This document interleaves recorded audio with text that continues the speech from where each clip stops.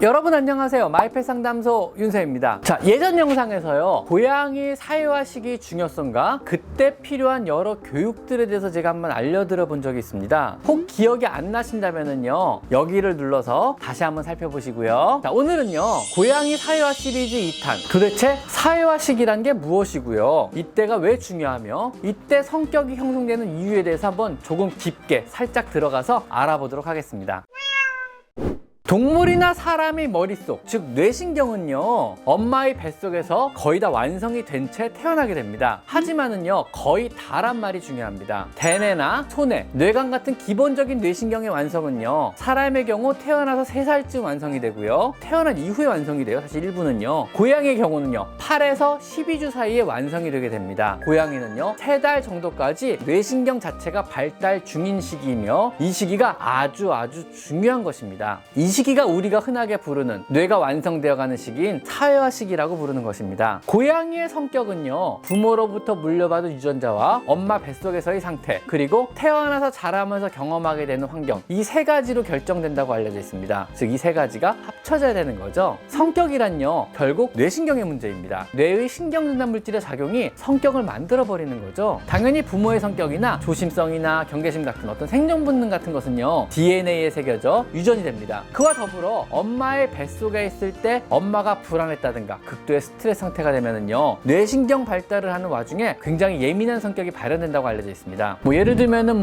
밀집형 사육사 아니면 공장형 사육하는 그런 곳에서 아이들이 태어나게 되면요, 굉장히 시끄럽고 불안한 환경에서 아이를 임신하고 출산하게 되기 때문에 아이들의 신경이 굉장히 예민한 애들이 되는 거죠. 그래서 사람도 태교가 중요한 것이고요. 마지막 환경 문제는요, 후천적인 경험들이 성격 형성에 관여하는 것으로 알려져 있습니다. 당연한 거죠. 그런 앞의 2가지는요, 부모의 DNA나 엄마 뱃속의 상태는 우리가 어쩔 수 없는 경우가 많으니까 마지막 후천적인 경험을 통해서 그나마 우리가 고양이의 성격을 조금이나 긍정적인 영향을 미칠 수는 있습니다. 이 후천적인 경험으로 성격의 형성에 영향을 미칠 수 있는 중요한 시기가 바로 뇌신경계가 완성되어가는 시기인 3개월까지 사회화 시기를 어떻게 보내느냐, 바로 그것입니다. 그래서 사회화 시기가 중요하다, 사회화 시기가 어떻다, 이런 말들이 나오는 거죠. 강아지도 고양이도요. 새끼 고양이가 이 시기에 같은 고양이나 인간 혹은 다른 종의 동물들과 많이 접촉을 하면은요, 소통 능력이 발달하게 된다고 합니다. 이 시기를요, 사람과 같이 보내게 된다면요, 사람과 많은 대화를 하려고 합니다. 그래서 여러분의 고양이가 여러분들에게 그렇게 수다를 떠는 건지도 모릅니다. 즉, 아주 어렸을 때 3개월 이전부터 여러분과 같이 지냈기 때문에 그런 거거든요. 강아지도 고양이도 사회화 시기에 경험해본 것들은요, 성장한 후에도 무서워하거나 이상하게 생각하지 않는 경향이 있습니다. 그러니 3달 전에 어렸을 때부터 적극적으로 사람과 좋은 유착을 경험하면은요, 사람은 무섭지 않다, 집사와 함께 있는 것은 안전하고 행복하다라고 뇌에 각인하고 기억을 해버리는 것입니다. 즉, 자신의 안전과 사람을 함께 머릿속에 혼합해서 생각을 하게 되는 거죠. 그래서 사람을 무서워하거나 낯설어하지 않는 성격의 고양이가 되는 것입니다. 사회성에 또 다른 영향을 주는 큰 요소 중 하나는요, 이 시기에 형제 고양이 혹은 동거모의 유무입니다. 어릴 때 형제들과 엄마와 떨어져 홀로 입양이 된 경우는요, 배우지 못하는 것들이 진짜 많습니다. 우리가 가르쳐주고 싶어도 못 가르치는 것들이거든요. 이런 것들은요. 고양이는요, 한 번의 출산으로 4마리 정도의 아이를 낳고요, 이들 4마리는요, 서로 형제로 자라면서 서로가 서로에게 많은 것을 보고 배우게 됩니다. 예를 들면은요, 상대를 다치지 않게 하면서 노는 방법, 이런 것들입니다. 이 시기의 아이들은요, 상대를 물 때 힘을 조절해서 물지 않으면요, 상대가 바로 공격한다는 것을 배워서요, 사냥할 때와 적극적으로 공격할 때의 무는 강도와 장난이나 관심을 끌기 위해서 무는 강도를 달리해야 한다는 것을 형제들과 놀이를 통해서 배우게 됩니다. 마치 우리가요, 성장 과정에서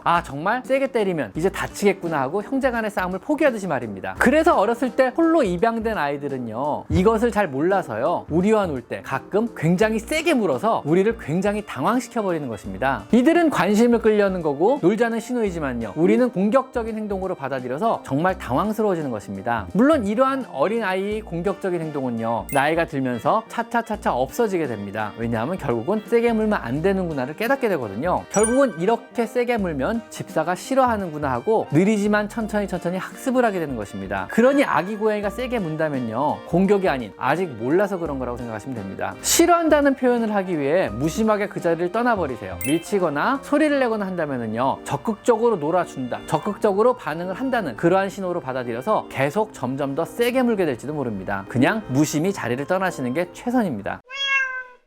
오늘은요, 고양이의 뇌가 완성되는 시기, 모든 것을 경험으로 편하게 받아들이는 시기인 아기 고양이의 사회화 시기에 어떤 일이 일어나는지 그것에 대해서 한번 알아봤습니다. 자, 오늘은 여기까지 마이펫 상담소 윤쌤입니다. 감사합니다.